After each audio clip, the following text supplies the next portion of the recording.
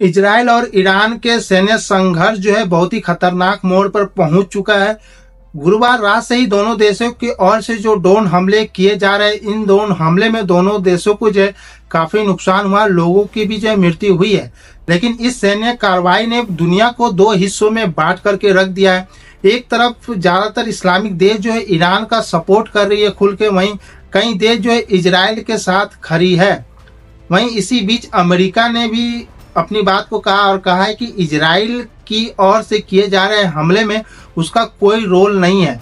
वहीं कई देशों ने सीज फायर को लेकर के भी बात को कही है। इसी बीच द जेरूसलम पोस्ट की रिपोर्ट्स के अनुसार ईरान ने ओमान और कतर से जो है सीज फायर करने की अपील की है। ईरान चाहता है कि अमेरिका के साथ परमाणु वार्तालाप जो है फिर से शुरू हो और इजरायली हमला जो है रोका जाए।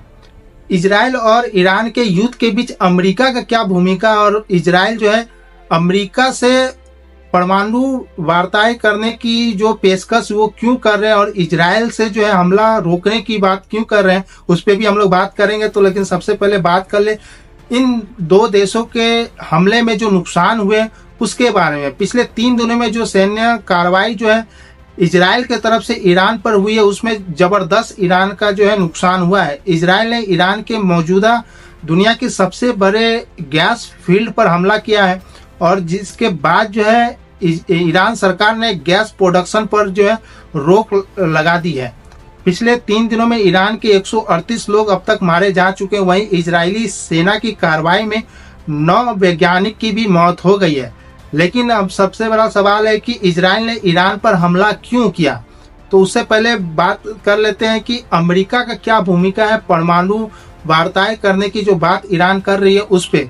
ईरान का परमाणु कार्यक्रम जो है ये आज से शुरू नहीं हुआ, ये शुरू 1957 से है, यानी 1957 से शुरू हुआ है। जो अमेरिका के मदद से जो उस समय परमाणु परीक्षण जो कार्यक्रम है वो किया जा रहा था। उस समय जो जो शासन थे उनका मकसद जो था वो था शांति ऊर्जा का, और यही कारण था कि अमेरिका जो है ईरान का सपोर्ट कर रही थी परमाणु कार्यक्रम में।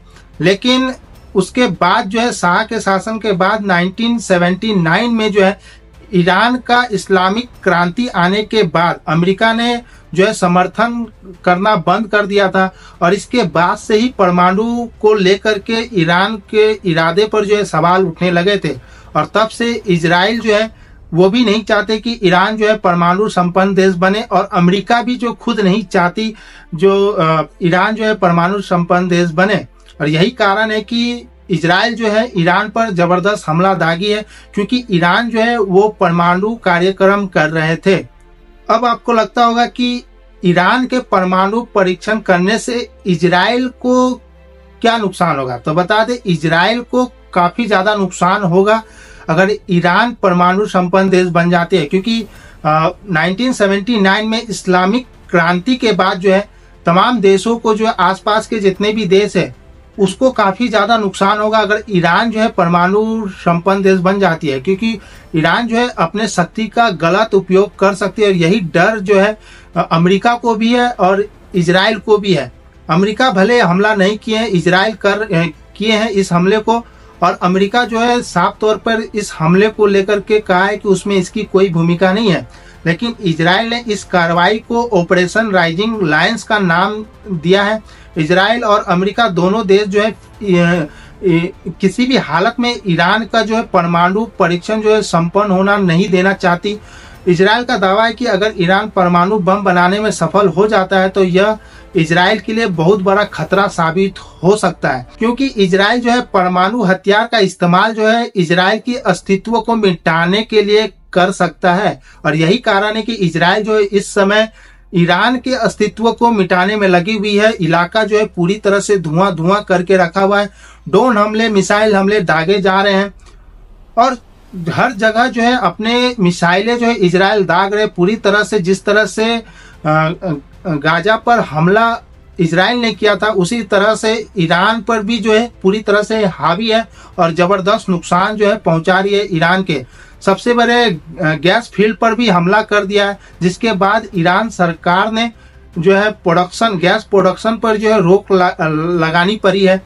तो आपको क्या लगता है, इजराइल और अमेरिका का क्या ये संयुक्त रूप से हमला है ईरान पर, और ईरान पर हमला क्या कितना सही है इजराइल का, कमेंट करके जरूर बताएं। और दो देशों के बीच की लड़ाई में पूरी दुनिया जो दो हिस्सों में बटी हुई है, ज्यादातर इस्लामिक कंट्री जो है ईरान के साथ खड़ी है, वहीं कई देश जो है इजराइल के साथ भी खड़ी है। तो बाकी आपको क्या लगता है, आप किसके साथ खड़े, ईरान या इजराइल, कमेंट करके जरूर बताएं। लेकिन भारत के ज्यादातर लोग या कहें भारत पूरी तरह से जो है इजराइल के साथ खड़ी है। तो आप किसके साथ खड़े, कमेंट करके जरूर बताएं। और अपडेट जानने के लिए आप हमारे साथ जुड़ जाइए। इस वीडियो को ज्यादा से ज्यादा शेयर कीजिए, चैनल को सब्सक्राइब करना बिल्कुल मत भूलिए। धन्यवाद।